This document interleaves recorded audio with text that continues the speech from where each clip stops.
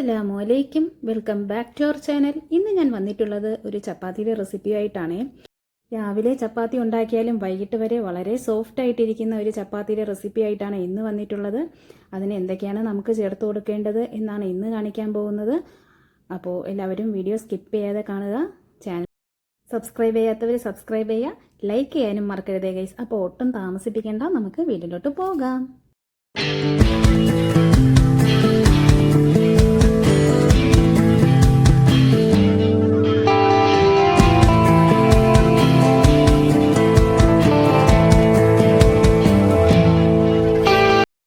ചപ്പാത്തി ഉണ്ടാക്കുന്നതിനായിട്ട് ഞാനിവിടെ 1 കപ്പ് ഗോതമ്പ് പൊടി ബൗളിലിട്ട് കൊടുക്കുകയാണ്. അതിനുശേഷം ആവശ്യത്തിന് ഉപ്പ് ചേർത്ത് കൊടുക്കാം. അതിനുശേഷം ഒരു 3 ടേബിൾ സ്പൂൺ ബട്ടർ ആണ് ഞാൻ ചേർത്ത് കൊടുക്കുന്നത്. ബട്ടർ ചേർത്ത് കൊടുക്കുമ്പോൾ ചപ്പാത്തി നല്ല സോഫ്റ്റായി കിട്ടും, നല്ല ടേസ്റ്റും ആണ്. അപ്പോൾ ഞാനിവിടെ 3 ടേബിൾ സ്പൂൺ ബട്ടർ ചേർത്ത് കൊടുക്കുന്നുണ്ട്. അതിനുശേഷം 1 ഗ്ലാസ് തിളച്ച വെള്ളമാണ് ഞാൻ ഒഴിച്ചു കൊടുക്കുന്നത്. കുറേശ്ശെ ആയിട്ട് ഒഴിച്ചു കൊടുത്ത് മാവ് നല്ലതുപോലെ മിക്സ് ചെയ്തെടുക്കുന്നുണ്ട്. ആദ്യം സ്പൂൺ ഉപയോഗിച്ചിട്ടാണ് മിക്സ് ചെയ്തെടുക്കുന്നത്.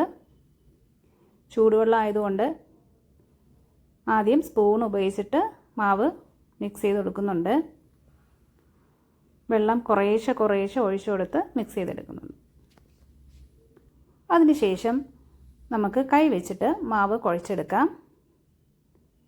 ഇപ്പോൾ വെള്ളത്തിൻ്റെ ചൂടൊക്കെ പോയി നല്ലതുപോലെ മാവ് കുഴച്ചെടുക്കുക.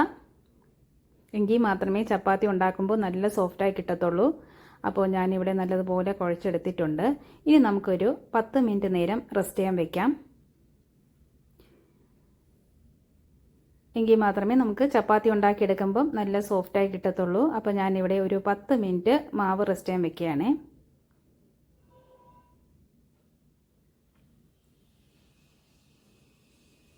ഇത് 10 മിനിറ്റ് കഴിഞ്ഞിട്ടുണ്ട്. ഞാൻ തുറന്ന് നോക്കിയാണ്. മാവ് നല്ലതുപോലെ വന്നിട്ടുണ്ട്. കണ്ടോ? കൈവച്ച് നോക്കുമ്പോൾ തന്നെ അറിയാൻ പറ്റും നല്ലതുപോലെ മാവ് സോഫ്റ്റായി കിട്ടിയിട്ടുണ്ട്. ഇനി നമുക്ക് ഇത് ഓരോ ബോൾസാക്കി മാറ്റാം.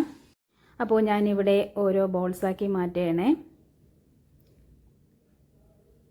കണ്ടോ? മാവ് നല്ല സോഫ്റ്റായി വന്നിട്ടുണ്ട്. അപ്പോൾ ഇതുപോലെ ഓരോന്നും ചെയ്തെടുക്കാം. അപ്പോൾ ഞാനിവിടെ എല്ലാം ബോൾസാക്കി മാറ്റിയിട്ടുണ്ട്. ഇനി നമുക്ക് ഇതൊന്ന് പരത്തിയെടുക്കണം. അപ്പോൾ ഞാനിവിടെ ചപ്പാത്തി പലക വെച്ച് കൊടുത്തിട്ട് അതിൽ കുറച്ച് ഗോതമ്പ് പൊടി സ്പ്രെഡ് ചെയ്ത് കൊടുത്തതിന് ശേഷം മാവ് വെച്ചിട്ട് നല്ലതുപോലെ പരത്തിയെടുക്കുകയാണ്.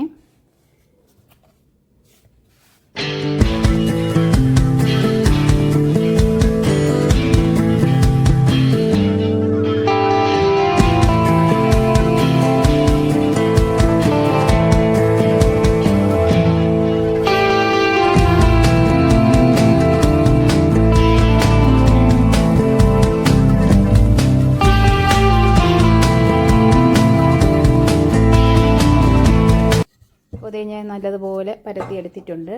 ഇനി നമുക്ക് ഇതുപോലെ ഓരോന്നും ചെയ്തെടുക്കാം. ഇത് ഞാനിവിടെ എല്ലാം പരത്തിയെടുത്ത് വന്നിട്ടുണ്ട്. ഇനി നമുക്ക് ചപ്പാത്തി ചുട്ടെടുക്കാം. അപ്പോൾ അതിന് വേണ്ടിയിട്ട് ഞാനൊരു പാൻ അടുപ്പത്ത് വെച്ച് കൊടുത്തിട്ടുണ്ട്. പാൻ നല്ലതുപോലെ ചൂടായതിന് ശേഷം ചപ്പാത്തി ഇട്ട് കൊടുക്കുന്നുണ്ട്. 2-3 പ്രാവശ്യം മാത്രമേ ഞാൻ തിരിച്ചും മറിച്ചും ഇട്ട് കൊടുക്കുന്നുള്ളൂ. കണ്ടോ? ചപ്പാത്തി ജസ്റ്റ് ഒന്ന് പൊങ്ങി വരുമ്പോഴത്തേക്കും അതൊന്ന് തിരിച്ചിട്ട് കൊടുക്കാം. കണ്ടോ? വീണ്ടും ചെറുതായിട്ട് പൊങ്ങി വരുന്നുണ്ട്. അപ്പോൾ നമുക്ക് വീണ്ടും അതൊന്ന് മറിച്ചിട്ട് കൊടുക്കാം. ദേ നല്ലതുപോലെ പൊങ്ങി വന്നിട്ടുണ്ട്. കണ്ടോ? വീണ്ടും തിരിച്ചിട്ട് കൊടുത്തതിന് ശേഷം ജസ്റ്റ് ഒന്ന് പ്രസ് ചെയ്ത് കൊടുക്കാം.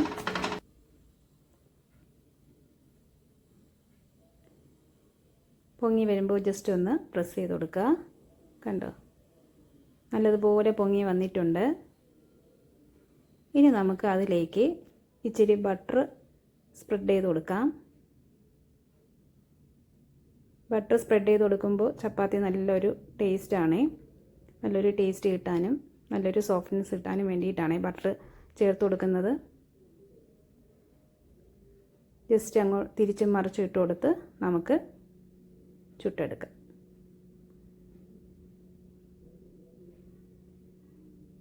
കണ്ടോ, നല്ലതുപോലെ പൊങ്ങി വന്നിട്ടുണ്ട്, നല്ലതുപോലെ കുക്കായി വന്നിട്ടുണ്ട്. ഇനി നമുക്ക് പ്ലേറ്റിലോട്ട് മാറ്റി കൊടുക്കാം. കണ്ടോ, ഇതുപോലെ ഓരോന്നായിട്ട് ചുട്ടെടുക്കാം.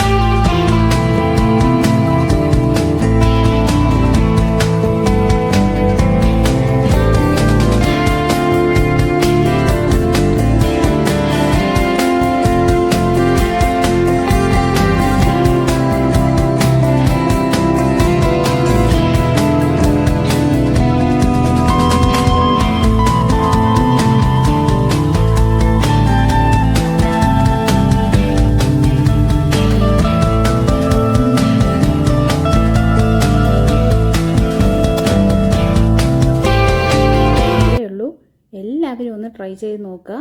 എല്ലാവർക്കും വീഡിയോ ഇഷ്ടപ്പെട്ടിട്ടുണ്ടെന്ന് വിചാരിക്കുന്നു. വീഡിയോ ഇഷ്ടപ്പെട്ടിട്ടുണ്ടെങ്കിൽ ലൈക്ക് ചെയ്യുക, ഷെയർ ചെയ്യുക, സബ്സ്ക്രൈബ് ചെയ്യുക, കമൻറ്റ് ചെയ്യുക. എല്ലാവരും ഒന്ന് സപ്പോർട്ട് ചെയ്തേക്കണേ. ഇൻഷാ അല്ലാഹ് ഇനി മറ്റൊരു വീഡിയോ ആയിട്ട് വരുന്നവരെ tata, bye bye, see you, thanks for watching, by.